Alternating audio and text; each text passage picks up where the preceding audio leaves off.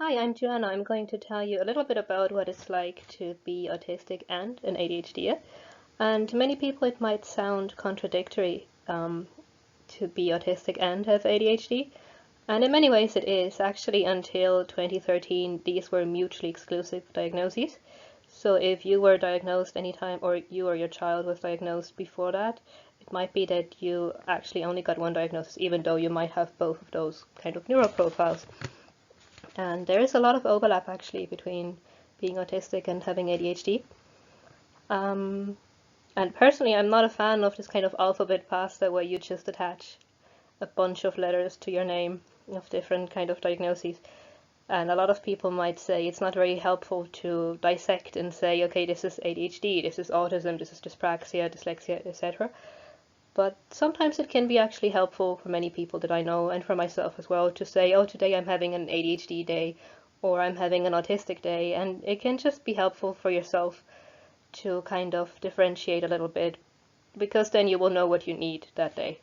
So I can tell, for example, in everyday life if I'm having a more ADHD or autistic day. For example, when I'm cooking, if I'm feeling a bit more ADHD that day, I will cook in a very makeshift way. So I will just throw together a few ingredients in the pan and hope for the best and hope nothing will explode or catch fire. So that is ADHD cooking. But I can also have a very autistic cooking day where I actually have to look at all the ingredients and I have to make sure that the specific numbers are like correct on the scales and I have to follow the instructions like meticulously. So that would be more an autistic cooking day.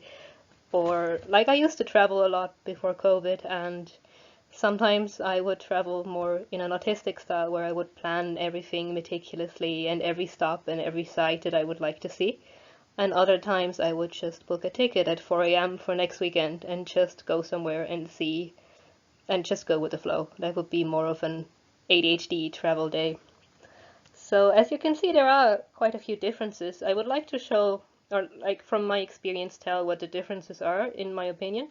Also show some similarities and also maybe give my view on how they all work together or don't. So to me, and this is very simplified, there are many other reasons, there are many different things in different people that work together, but to me personally, the way it works for me is to think of it this way, that my ADHD side is constantly understimulated. It is constantly bored, it constantly needs some kind of input, it needs to be entertained all the time.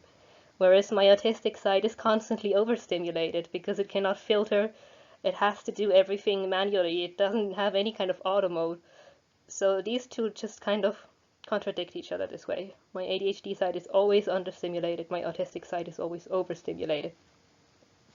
As a consequence, my ADHD side is always looking for something new. It's always looking for change. It actually quite likes surprises. As long as there is some control as long as I have some control over the surprise, because then the autistic side takes over, and the autistic side in me likes sameness. It likes safety, it likes certainty, predictability, which absolutely makes sense if you're constantly overwhelmed with things. So as a consequence, my ADHD side made me move countries 3 times. I've changed university degrees, I don't know how many times. I have had so many different jobs. My CV is a patchwork, and I can be quite spontaneous. I have many different interests that I just kind of switch between. So one thing can be really fascinating, and then 2 weeks later it's something else. A lot of different projects that I've started, not as many that I've finished, so that is my ADHD side. Whereas my autistic side is a bit more cautious. It likes to be prepared, it likes to plan more, and I like to have also deep interests, like autistic people would often call them spins, that are kind of like more like lifelong interests. Like for me, for example, it's languages. And how do these two, like autistic and ADHD, Jekyll and Hyde sides interact? Um, in my experience, both sides are very interest driven, so they are motivated by what interests. I am the person with those two sides, of course, so I shouldn't always say it and they, but I am motivated by things that interest me. I'm not really motivated by rewards, by social status, by money. No, it has to be something that gets me excited. And if something gets me excited, I will hyper focus on it. I will not be able to do anything else. And there's this metaphor that Dr. Hallowell came up with, an ADHD doctor. He says an ADHD mind is a race car without brakes. In my opinion, an autistic mind, or my autistic mind, is a very heavy vehicle. So if you have both profiles, in my opinion, or in my case, my mind is a very heavy vehicle, like a truck, without brakes. So you get the best of both worlds in that case. To me, it means that it's really, really hard to get started. Imagine you're driving a very heavy truck. It takes a lot of energy to get in motion. And once I am in motion, once I'm doing something like a task or whatever I have to do, it's very hard for me to stop because I don't have any brakes. And it's very hard for me to switch gears, to change, to start something else, and to stop what I'm doing. So it can be a bit hard to navigate all those things. But that said, I would not like to have one of those profiles without the other. I actually really appreciate that they also complement each other.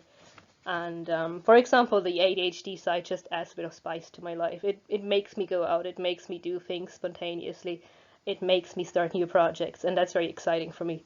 Whereas the autistic side keeps it in check a little bit. It goes, look, you have to think about things sometimes, you have to plan things, you have to focus on the details. So you have to do your research. So in a way, they also balance each other out.